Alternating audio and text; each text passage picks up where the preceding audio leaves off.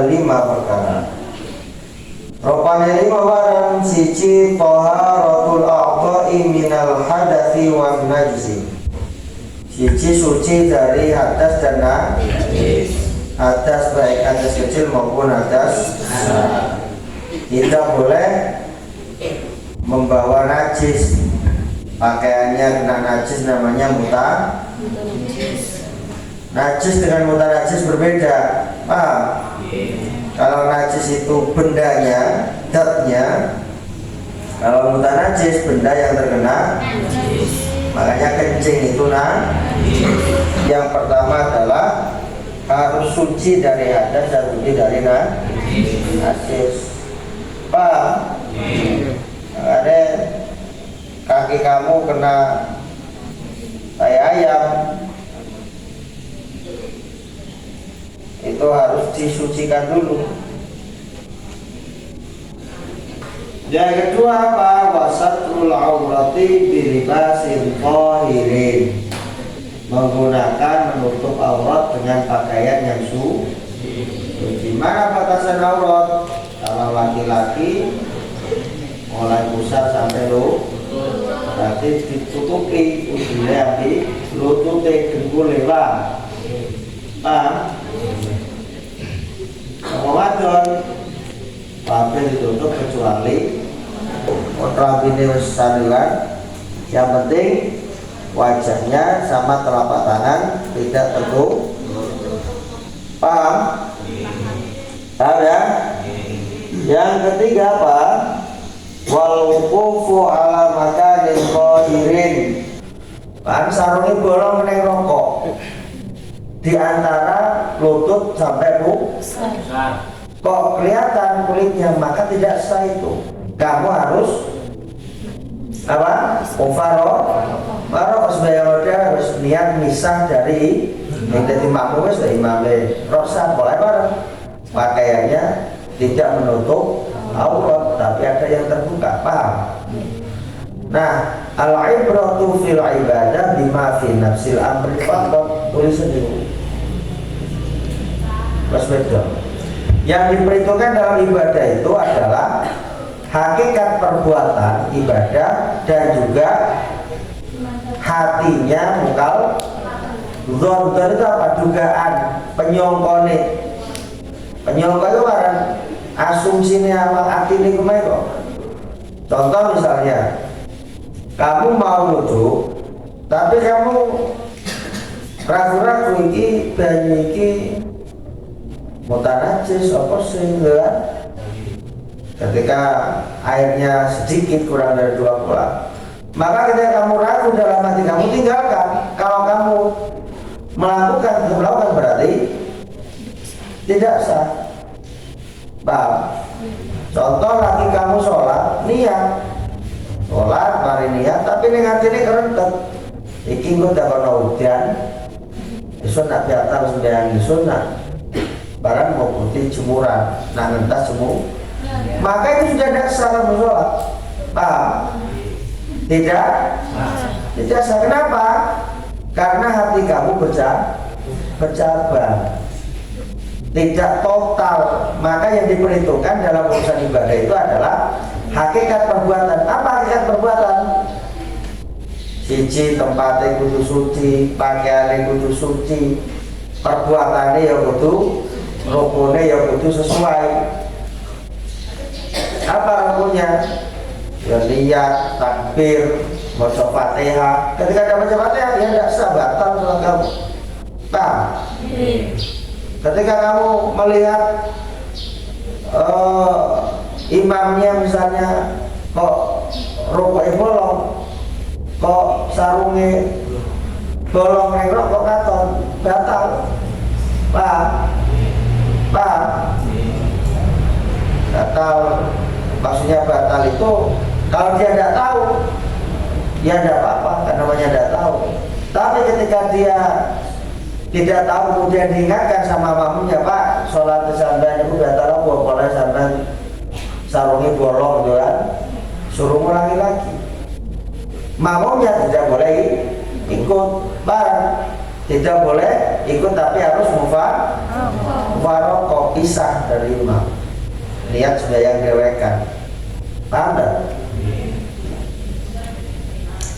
Jadi urusan ibadah itu yang diperhitungkan adalah hakikat perbuatan ibadah itu syarat rukunnya harus terpenuhi, termasuk yang paling penting adalah dzannul mukal atine, dugaane atine mukallaf iki. Mukallaf itu siapa? Orang yang sudah balik dan berakal. Ya atine wong kang sembahyang iki atine wong ini. Beda dengan urusan muamalah. Paham? Al-ibratu fil muamalah bima fi nafsil amri faqat. Yang diperhitungkan dalam muamalah itu adalah hakikat perbuatannya, dan perkaranya muamalah itu tanpa memperhitungkan hati. Contoh jual beli, saya jual HP keroyan misalnya. Hati saya sebenarnya tidak seret adol royan ini, yang rido lah kasarannya. Tidak mau saya jual keroyan, hati saya tidak seret. Tapi kalau ada sungguh aja terpaksa sudah. Hakikatnya apa? Ada barangnya. Syarat rukun jual beli apa? Ada mabik, barang yang dijual. Paham? Ada baik dan mustari, ada penjual dan pembeli. Ada antarotin, saling serah terima, ono sepakatan. Ya wis, kang penting cocok kegiane, ono barangnya, ono kang tuku, ono kang adol, selesai. Hati ini tidak diperhitungkan. Paham? Nah, jadi hati masuk yang itu, masuk yang seret, tidak ada pertimbangan itu dalam urusan muamalah.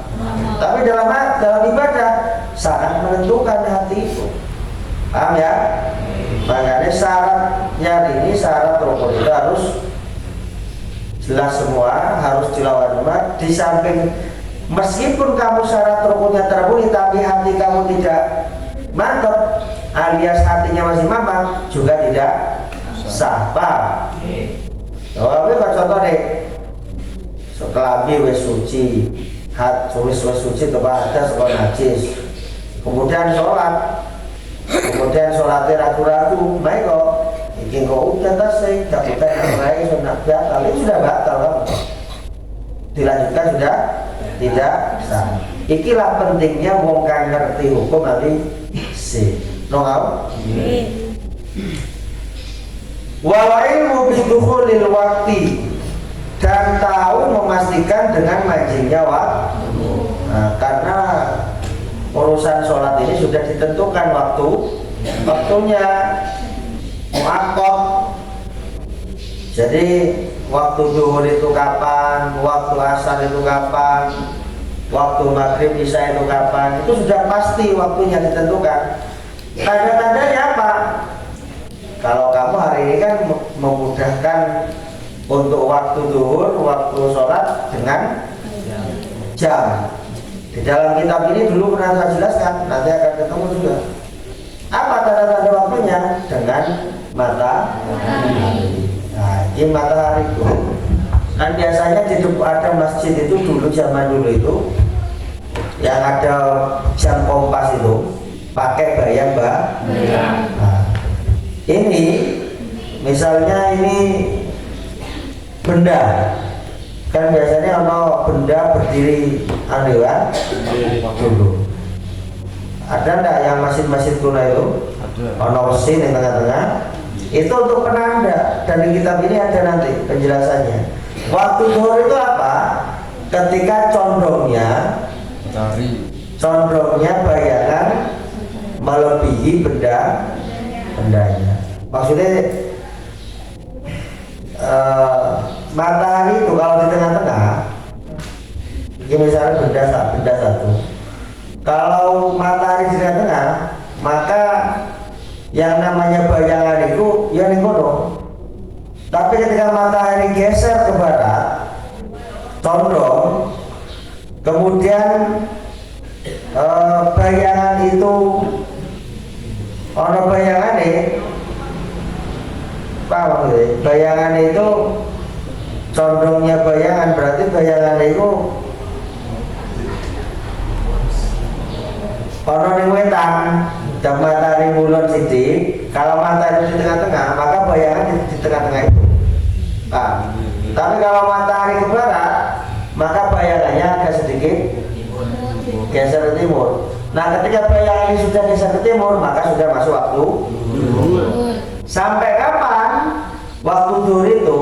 Sampai bayangan bendanya itu melebihi bendanya. Misalnya benda 1 meter, bayangannya kok 1 meter 1 senti, berarti sudah masuk waktu asar. Waktu zuhur sudah. Nah, gitu deh contohnya ya. Saya kira kan kok saran dulu. Itu kan krono cahaya di atas. Mana? Cahayanya ini tigo. Lampunya di sana, berarti otomatis bayangannya ada di barat. Coba kamu cek. Kan lampunya ini krono. Lampu yang di sana, maka bayangannya akan ke barat. Tapi kalau lampunya di barat, bayangannya akan ke timur. Nah, ketika begini ini sudah masuk waktu zuhur. Tapi kalau sudah melebihi bendanya, semakin lampu itu ke sana, maka kalau bendanya 1 meter, kemudian melebihi dari 1 meter, berarti waktu zuhur sudah habis. Paham? Waktu asar bisa apa? 2 kali bayangan. Misalnya ini 1 meter, bisa 2 meter. Itu waktu asar sampai mega merah. Paham? Makanya waktu asar itu ada 5. Ada waktu fadilah, ada waktu karohah, ada waktu tahrim, dan seterusnya. Nanti ada waktu. Kalau sholat maghrib itu waktunya pendek. Antara maghrib dengan isya itu pendek. Apa waktunya? Seukuran orang ada, seukuran orang wudhu, kemudian ada, kemudian qomat, kemudian sholat 2 rakaat. Itu. Makanya saya berani ketika kemudian belum ada tapi sudah sholat isya. Kenapa? Ya ukurannya segitu dalam kitab Fathul Qorib itu. Paham ya? Nah, itu kan bayangannya ke barat. Itu semakin ke sini semakin bayangannya semakin panjang. Karena apa? Ada cahaya di sana. Coba kamu praktekkan. Hah? Hah? Itu maksudnya praktek, itu maksudnya keluar mata. Maksudnya ini kan praktek itu, paham? Guys. Nah, ini berarti ikut cahaya Kang Nikono terus ya, bayangannya terus kan? Ya kan? Yang mulai mata ini terus itu, tokong kono, tokong ini terus. Ya. Semak, ini kan bayangan ya. Terus. Ada bayangan garis. Nah, ini kan sudah melebihi kayaknya kan? Ya. Ini lebih panjang. Ya. Ini kan sampai ini. Lebih panjang kan? Kayaknya. Maka kalau lebih panjang ini sudah masuk waktu asar. Kalau waktu zuhur cukup melebihi segini aja. Paham? Waktu zuhur karena matahari berarti posisi di sini. Ini sudah masuk waktu zuhur. Habisnya waktu zuhur apa?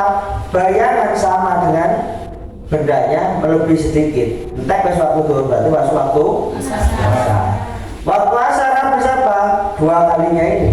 Semakin itu ke sini, semakin di sana, bayangannya semakin panjang. Paham? Paham enggak? Semakin menjauhi cahaya, bayangannya semakin panjang. Nah, itu untuk ukuran waktu zuhur dengan yang menggunakan matahari. Yang ketiga, wastiqbalul menghadap kiblat. Wa yajuzu tarkul kiblati fi halatain. Boleh tidak menghadap kiblat itu dalam 2 keadaan. Yang pertama karena takut fi syiddatil khaufi, sangat takut parah. Saking wajib sholat sampai dalam urusan perang itu ya sholat. Kenapa? Karena sholat ini rasul ibadah. Apa? Apa rasul ibadah? Itu endase ibadah, induknya ibadah.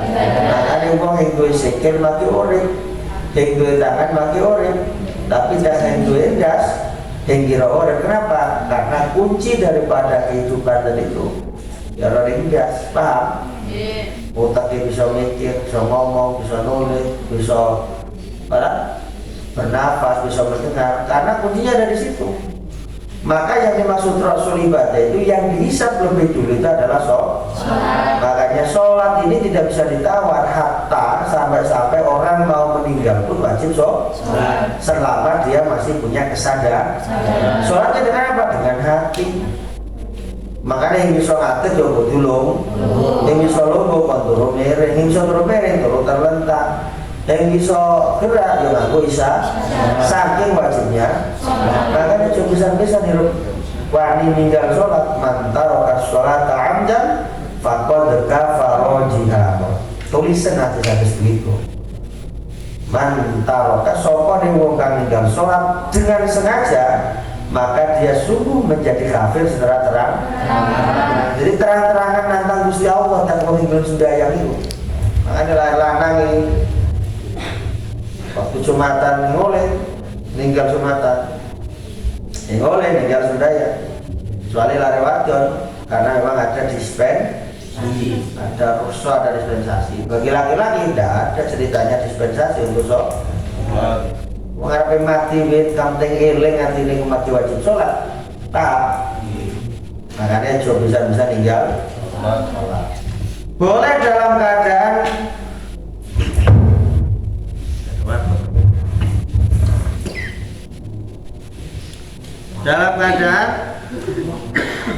sangat tak seperti dalam peperangan.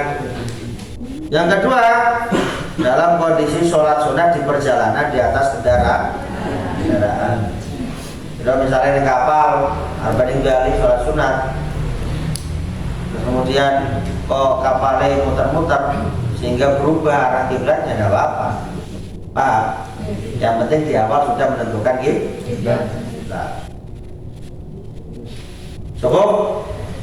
Jadi belajar baca kitab itu penting. Orang bisa nahwu shorof itu kalau ada orang ngomong bahasa Arab salah itu bisa membedakan, oh itu salah, itu benar. Contoh misalnya kalau kamu saya sering kali dengar alal habibika, benar apa enggak? Tidak. Hah? Tidak. Roya nih paham, roya nih ya. Roya nih mik. Alal habib ya Rabbi bil Mustafa, apa nih? Maulaya sholli wa sallim daiman abada alal habibi. Ya itu salah, paham? Boleh waran susunan itu apa yang boleh mendoa ala habibika kan bener ya, roh kan? Makanya kalau kang harus sudah yang ngomong itu warono berarti ngerti nawu, paham? Paham? Karena itu sering kali saya dengar mengenai butuh belajar. Paham kan? Perisan tamat ini kongon orang kegiatan mana yang sampai ya? Hah? Al-Fatihah.